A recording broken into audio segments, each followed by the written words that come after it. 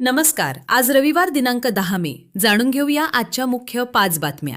आपण ऐकत आहात मराठी अपडेट समूहाचे दररोज सकाळी 7:30 वाजता प्रसारित होणारे Marathi update morning news podcast. Swami Ramanand Teerth Marathwada विद्यापीठाच्या यंदाच्या उन्हाळी परीक्षेदरम्यान बी फार्मसी अभ्यासक्रमाच्या एका विषयाच्या पेपर फुटी प्रकरणात विद्यापीठ प्रशासनाने अत्यंत कठोर भूमिका घेत संबंधित दोषी महाविद्यालयावर 10 लाख रुपयांचा आर्थिक दंड ठोठावलाय, अशी माहिती विद्यापीठ प्रशासनाने दिली असली तरी संबंधित महाविद्यालयाचे नाव मात्र जाहीर करण्यात आलेले नाही.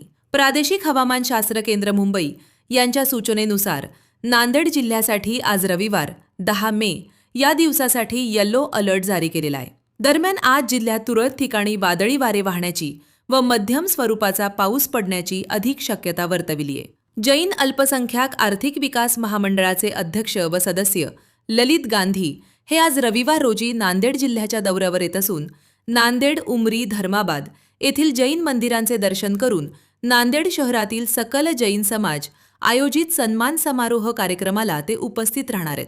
जिल्हा विधी सेवा प्राधिकरण व महानगरपालिकेच्या संयुक्त विद्यमाने काल शनिवारी राष्ट्रीय लोक अदालतीचे आयोजन करण्यात आले होते. दरम्यान थकबाकीवरील शास्तीत सूट योजनेचा लाभ घेऊन मालमत्ता धारकांनी एकूण तब्बल 1,46,00,000 एवढ्या रकमेचा मालमत्ता कर भरणार आहे. नांदेड शहरात मान्सूनपूर्व नालेसफाईची मोहीम सध्या प्रगतीपथावर असून आयुक्त महेश कुमार डोईफोडे यांनी काल शनिवार रोजी शहरातील विविध भागातील मान्सूनपूर्व नालेसफाई कामांची प्रत्यक्ष पाहणी केली आहे. दररोज सकाळी 7:30 वाजता Marathi update morning news podcast ऐकण्यासाठी मराठी अपडेट पॉडकास्ट यूट्यूब चॅनलला सबस्क्राईब करा. धन्यवाद.